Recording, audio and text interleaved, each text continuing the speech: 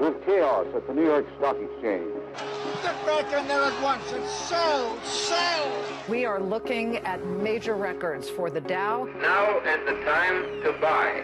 Well, the law of gravity hit Wall Street today. We're down by between 3 and 4.5%. The stock market is now down 21%. Because we're now down 43%. What in the world is happening on Wall Street? You gonna do something or just stand there and bleed? The whole town's gone crazy. Hello and welcome to this week's edition of the Big Money Report. I'm your host, David Booth, President and Financial Advisor at BIG Investment Services. That's BIG, Booth Investment Group.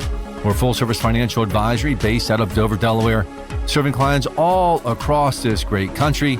And you can read all about us at abigplan.com. That's www.abigplan.com. I like to put the show together once a week just to give you a recap of the week behind and a peek at the week and weeks to come. Trying to keep you up to speed with you and your money. And we're glad you're with us today. It is Friday, April 12th, 2024. The tax filing deadline is next week. Don't get me started. I tell you, I don't have anything good to say about our income tax system in America. You know, a lot of folks don't realize this. The top 10% of wage earners in the country pay 76% of all of the income tax. 76% of the tax is paid by the top 10% of earners. And you know what it takes to be in the top 10%? $167,000 a year. I've got a lot of clients that make that much. So it is definitely pretty painful. And then when you see headlines like I saw this morning, I think it's a total of $153 billion of student loan debt has been forgiven for 4.3 million taxpayers. So $153 billion for 4.3 million, that works out to be about $35,000 each. So I figure the value of your vote is 35 grand, folks. So send your favorite politician an invoice and tell them they'll have your vote. All right, let's go ahead and jump into the numbers. Ugly week on Wall Street this week. Not a surprise. I tell you, I just hope it continues. I wanted to go a little lower. Dow Jones down 2.3% this week. The S&P 500 down 1.5%. The NASDAQ composite only down 0.4%. The small cap index taking a little bit harder, down 2.9% this week. Volatility index shot up some this week, up 7.9%. It's right around 17.3 right now. We'll love to see it get up maybe into the low 20s. I think that's doable.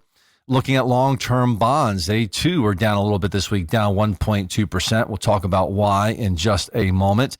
And when you take a look at all of the sectors, they were all lousy. None were good this week. The best performers were, let's see here, semiconductors only down 0.8, and technology only down 0.5, and everything else was down 1, 2, or 3%. So nothing really doing well this week at all. Gold was up 0.8, silver up 2.4, but those were the only thing really positive on the week. So what was driving markets? Well, a couple of big stories. First, let's talk about inflation. Our concern for the year has been inflation. We don't feel that the problem's been beat yet. The Federal Reserve is a lower target than where we currently are. We're seeing signs in the commodity space that show that maybe inflation can stay sticky for longer. So that's been a concern of ours. The market wants inflation to come down so the Fed can cut rates.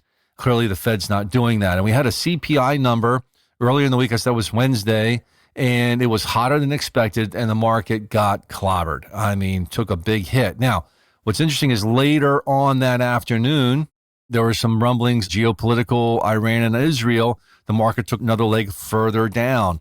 Then we had a little bit of a rebound on Thursday. The PPI, the producer price index, that's inflation on the wholesale side of things. So company A is selling things to company B is making those things and selling them to the consumer, right? So this is the wholesale side of things.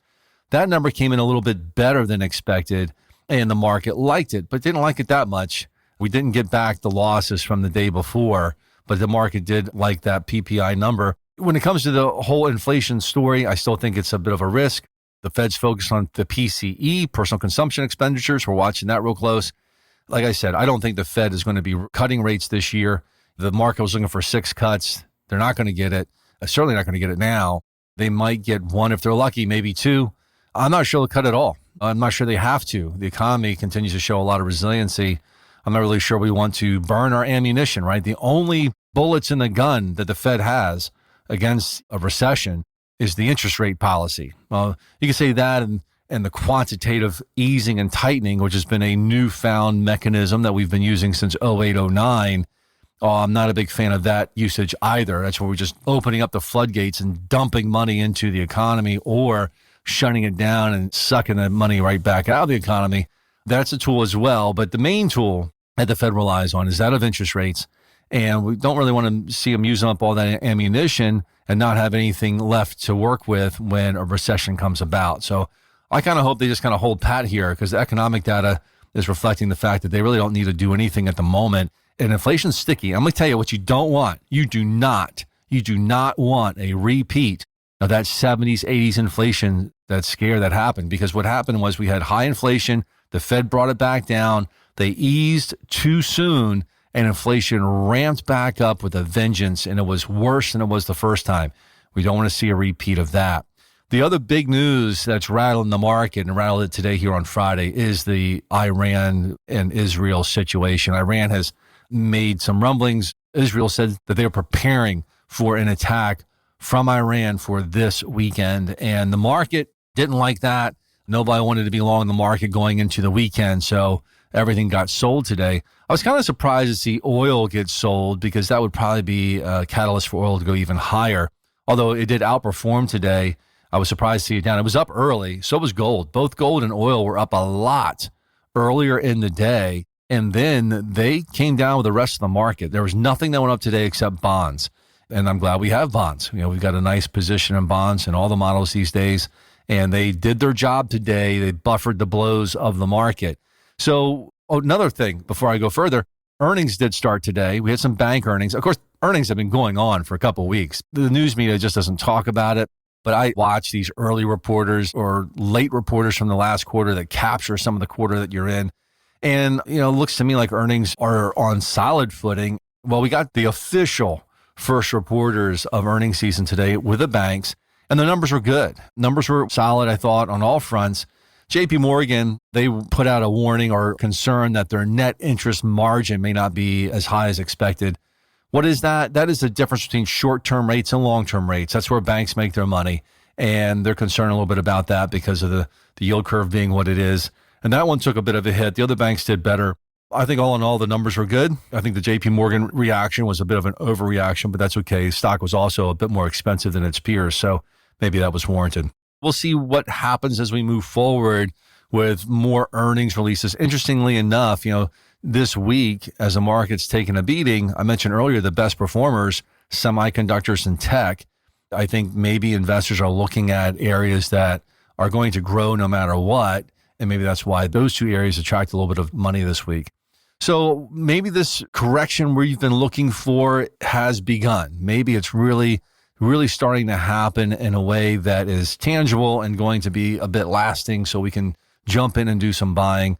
I've just been looking at certain things I want to get my hands on and not quite ready to jump on them yet, but we're getting closer. I think I mentioned the biotech index a few weeks ago. I was looking for 91. I think at the time it was at 95 or something like that. Well, it's down to 88 now. I haven't pulled the trigger on it yet because the technicals don't suggest that I should do so just yet. This 200-day moving average is 82.60, so I'll be watching that close. I'm watching some different stocks that I've had on my list here and just babysitting the levels, waiting for the right opportunities to kind of step in and do some more buying, because we do have some cash on hand. I do want to put it to work. And if the market goes low enough, if it really gets rattled and we see a correction of 10% or greater, I'm even going to take some money out of the bonds and add that to the market as well. You say, why, David? Well, because things look solid right now. I think the market has gas in a tank. I think it goes higher. I think a correction of reasonable magnitude, 5 to 10%, would be welcomed. It would be great and healthy for the market. But I think that the economic data and everything still points to the market going quite a bit higher before I would get a whole lot concerned as far as what might lie ahead. So we want to take advantage of it. Hopefully this will continue. We'll see. We've got the cash on hand ready to go. So I'm going to wrap up. Between now and next few meetings, you're thinking about your future, your long-term goals, all the things you want to do with you and your money. Maybe it's start a new business or expand the one that you have. Maybe it's retire a little early or just flat out retire or pay for a wedding. Boy, my goodness, we were having a conversation this week on wedding expenses with a client. My goodness. And this particular client said, oh, my daughter is just really chill and doesn't really need a lot. And the price tag is still just crazy town. So anyway, whatever your goals are, you know what they are. Don't just think about them. Think big, really big if you're looking at paying for a wedding. And I will talk to you next week. Thank you for listening to this week's edition of the Big Money Report with your host, David Booth, President and Financial Advisor at BIG Investment Services. For more information on BIG and how you can access their planning and investment management services, visit them at abigplan.com. That's abigplan.com. Or call them toll-free at 866-946-PLAN. That's 866-946-7526.